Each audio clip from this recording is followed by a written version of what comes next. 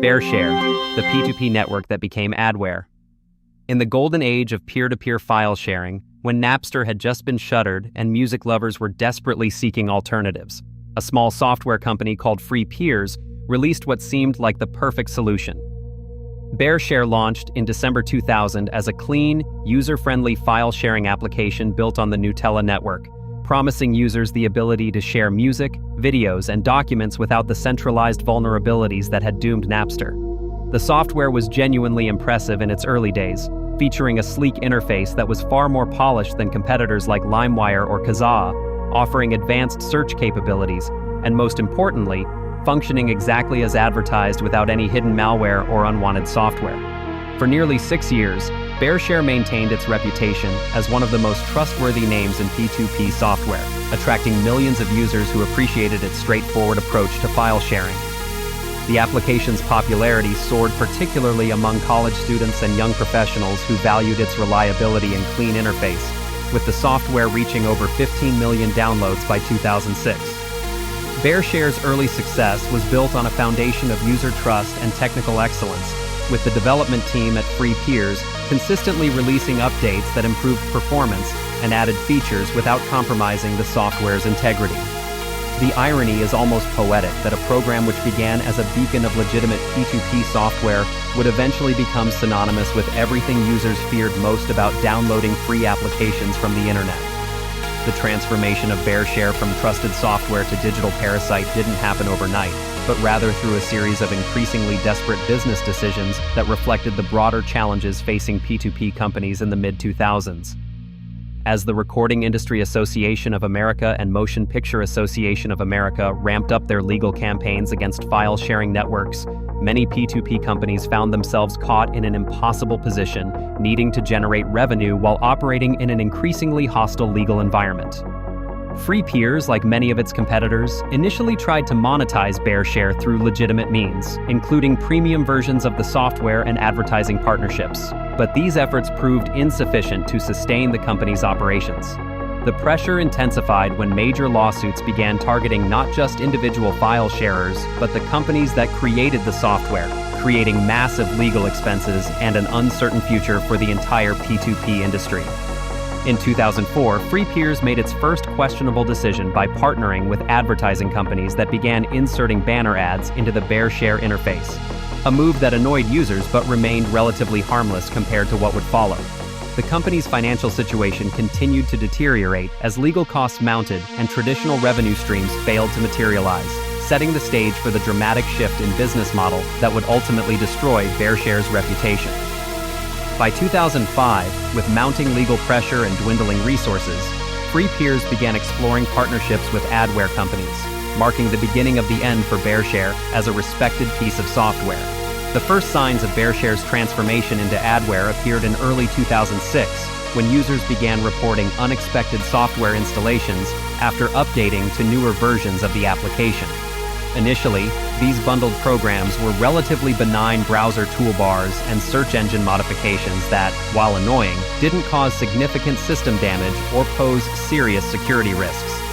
However, Free Peers had opened Pandora's box by demonstrating their willingness to compromise their software's integrity for financial gain, and the situation rapidly spiraled out of control as more aggressive advertising partners came calling.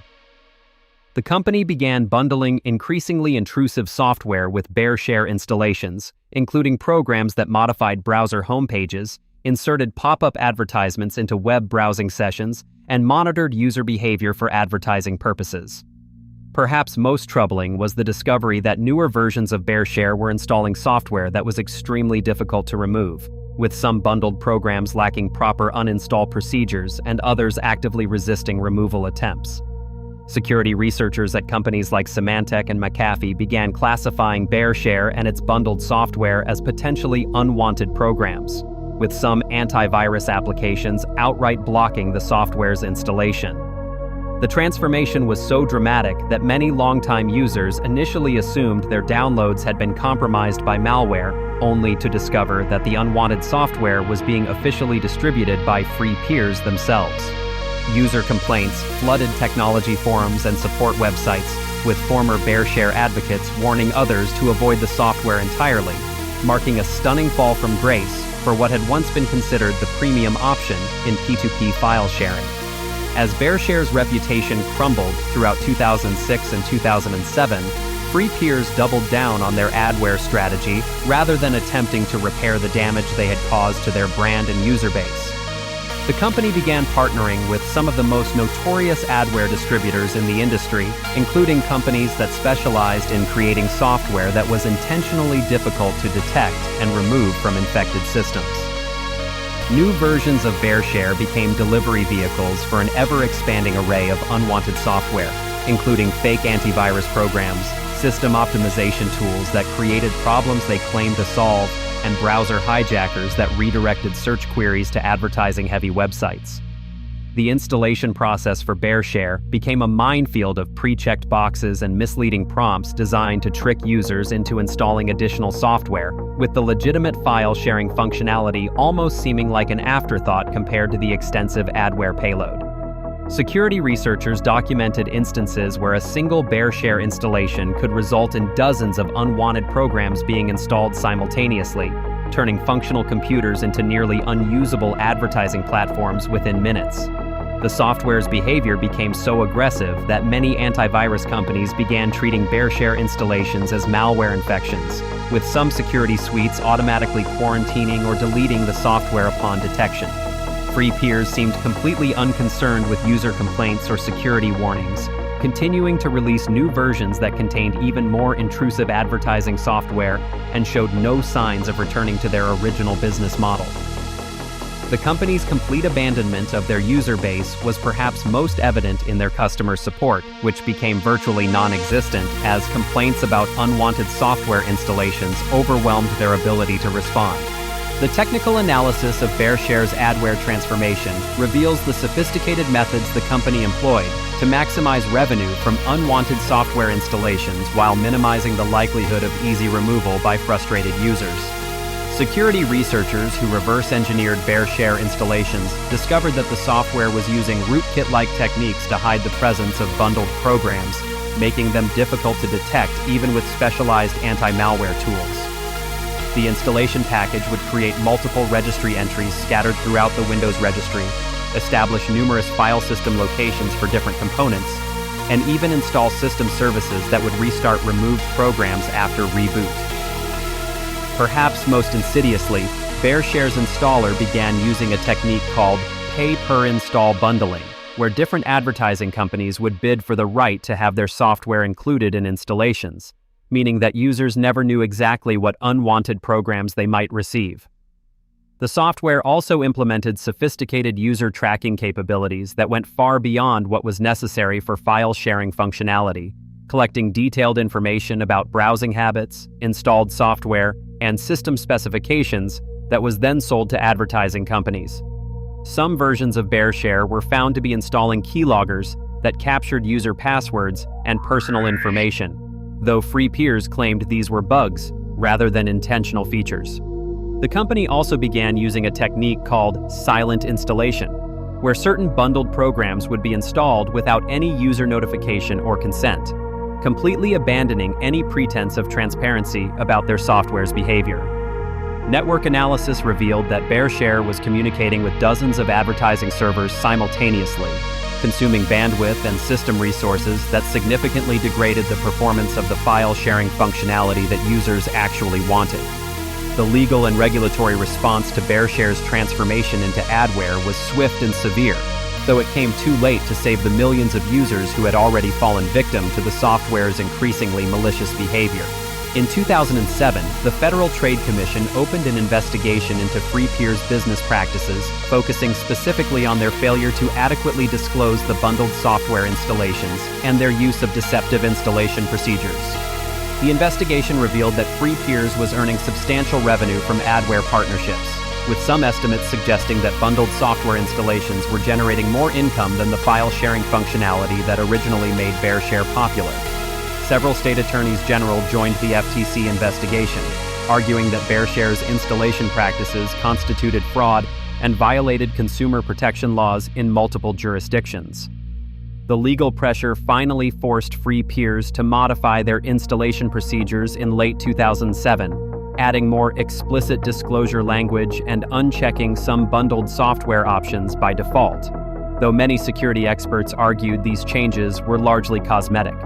More significantly, major download sites like download.com and Tucows began refusing to host BearShare, cutting off the software's primary distribution channels and forcing users to download directly from FreePeer's website.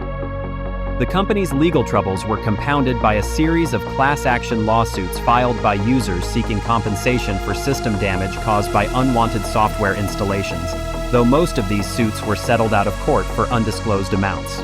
Perhaps most damaging to FreePeers was the decision by major antivirus companies to begin classifying BearShare as malware, effectively ending any possibility of the software reaching mainstream users who relied on security software for protection. The final chapter in BearShare's decline began in 2008 when the music industry's legal assault on P2P networks reached a crescendo, forcing FreePeers to fundamentally restructure their business model once again. Facing mounting legal costs and the increasing likelihood of being shut down entirely, the company made the surprising decision to partner with the major record labels to create a legitimate, licensed version of BearShare that would compete with services like iTunes and Rhapsody. The new BearShare, launched in 2009, abandoned the peer-to-peer functionality entirely in favor of a traditional digital music store model, though the software retained much of the unwanted advertising software that had made previous versions so problematic. This legitimate version of BearShare was a commercial disaster, offering nothing that existing music services didn't already provide while carrying the baggage of the software's reputation for adware installations. Users who downloaded the new BearShare expecting file sharing functionality instead found a confusing music store interface bundled with the same intrusive advertising software that had made previous versions so notorious. The legitimate version lasted less than 2 years before being quietly discontinued, though FreePeers continued to distribute older versions of the P2P software through unofficial channels, apparently unable to resist the revenue generated by adware bundling. The company's final act was perhaps its most cynical, releasing a BearShare Lite version that claimed to be free of unwanted software but actually contained more sophisticated adware that was simply better at hiding its presence on infected systems. By 2010, BearShare had become synonymous with everything users feared about downloading free software, serving as a cautionary tale about how quickly a legitimate company could destroy its reputation through short-sighted business decisions. The broader impact of BearShare's transformation extends far beyond the millions of users who fell victim to its adware installations, fundamentally changing how people approached downloading and installing software from the internet. The software's evolution from trusted application to digital parasite helped educate an entire generation of users about the importance of reading installation prompts carefully, researching software before downloading, and maintaining up-to-date antivirus protection. Security companies used BearShare as a prime example of potentially unwanted programs in their educational materials, helping users understand that malware didn't always come from obviously malicious sources, but could be bundled with software they actually wanted to use. The case also influenced regulatory approaches to software bundling, with the FTC using lessons learned from the BearShare investigation to develop more stringent guidelines for disclosure and consent in software installations. Technology journalists and consumer advocates frequently cited BearShare when discussing the broader problems with the shareware and freeware software ecosystem, highlighting how economic pressures could corrupt even well-intentioned software companies.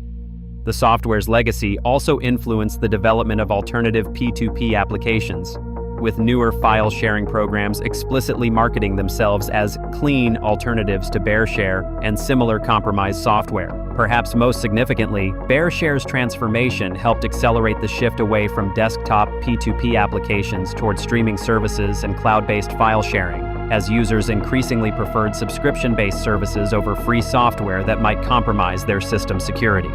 The story of BearShare became required reading for anyone studying the intersection of technology, business ethics, and consumer protection, demonstrating how quickly user trust could be destroyed and how difficult it was to rebuild once lost. In the end, BearShare's transformation from legitimate file-sharing tool to adware distribution platform represents one of the most dramatic falls from grace in software history, serving as a permanent reminder of how economic desperation can corrupt even the most well-intentioned technology companies. The software that once stood as a shining example of user-friendly P2P technology became a cautionary tale about the dangers of prioritizing short-term revenue over long-term user relationships and brand integrity. FreePeer's decision to partner with increasingly aggressive adware distributors didn't just damage their own reputation, but contributed to a broader erosion of trust in free software that persists to this day. The company's complete abandonment of their original user base in favor of advertising revenue demonstrated a level of cynicism that shocked even veteran observers of the technology industry, who had seen numerous software companies make questionable business decisions, but rarely with such devastating consequences for end users. The technical sophistication that FreePeers employed to hide unwanted software installations and prevent their removal showed that the company's engineering talent remained intact even as their business ethics completely collapsed. Perhaps most tragically, BearShare's self-destruction was entirely preventable, as numerous other P2P companies managed to navigate the same legal and economic challenges without resorting to the distribution of unwanted software. The software officially ceased all operations in 2016, ending a 16-year journey that began with such promise and ended in complete disgrace. Today, BearShare exists only in the digital archaeology of abandoned software and the cautionary tales told by security researchers, a permanent reminder that in the technology industry, reputation is everything, and trust, once lost, can never truly be recovered. The name BearShare now serves as shorthand for everything that can go wrong when software companies prioritize revenue over users, ensuring that FreePeer's legacy will be remembered not for their early innovations in P2P technology, but for their spectacular fall into the darkest corners of the software industry.